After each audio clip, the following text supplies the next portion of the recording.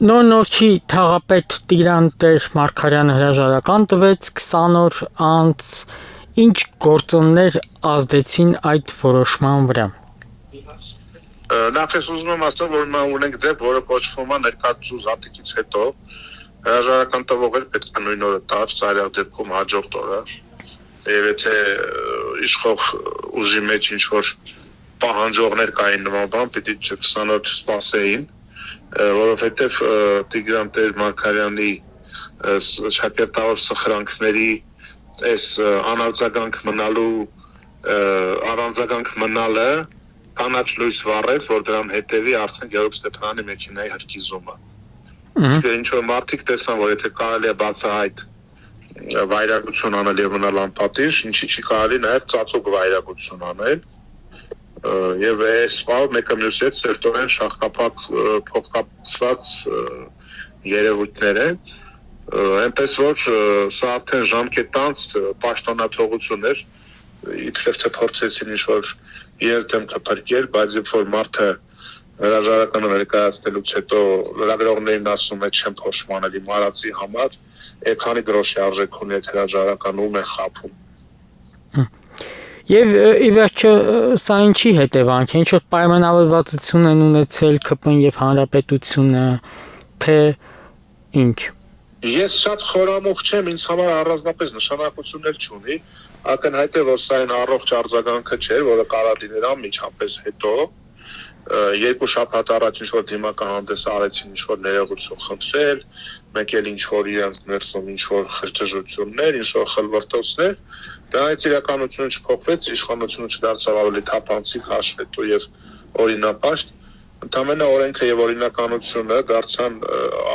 առևտրի առարկա իշխող կուսակցության եւ իր արվանյակի միջև, իսկ իրականում գործ ունենք անիշխանության հետ եւ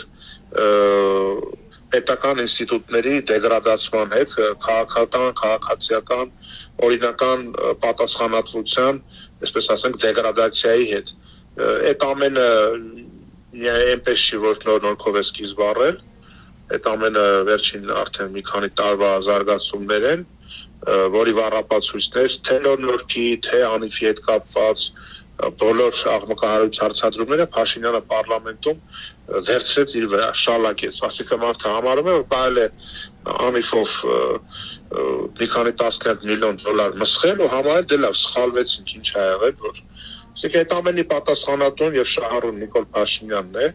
հետեւաբար միայն Նիկոլ Փաշինյանի հերացումով է հնարավոր իրավիճակը շտկել եւ բերել թափանցիկության եւ օրինականության դաշտ։ Ինչ որ առևտուր կամ այսպես ասած շանտաժ եղել է թե ոչ, օրինակ Անի Խաչատրյանն ասում է, որ ԿՊ-ն մեզ չի կարող ճնշել։ Դե փոխադարձ ինչ որ կսմիչները այնքան բան էին տեսանելի, որ մամուլով էին միմյանց հետ հարաբերվում, պետք է հրաժարվի, պետք է չհրաժարվի, կարող են, չեն կարող, հիմա անգամ իսկ այդ հրաժարականի փաստից հետո անգամ նման հայտարարություններ են արվում, որոնք առանձնապես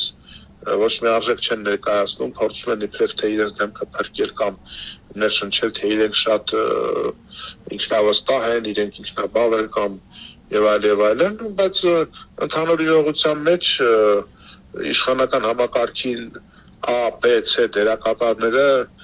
մեկը մյուսից որակապես առանձնապես չեն տարբերվում,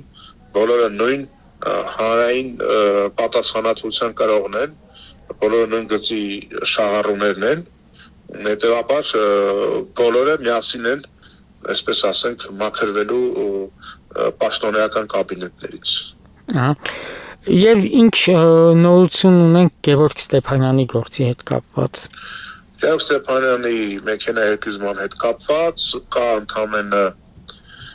երիտասարդ ձերբակալված, ով ոչինչ չի խոսում, ոչինչ չի ասում, նախկինում էլ երբևէ որևիցե առնչություն Գևորգ Ստեփանյանի կամ նրա ընտանիքի հետ անգամ իսկ որևիցե հեռավոր առնչություն չի ունեցել։ Մենք ունենք հիմնավոր կասկածներ, նաև դա է մեր կասկածների հիմքը, որ անծանոթ մարդը հենց այնպես չէր կարող գնալ գիշերը ժամը 4-ին ինչ-որ մեկի մեքենան հրկիզել։ Նաև դա է մեր հիմքը, որ այս ամենը ունի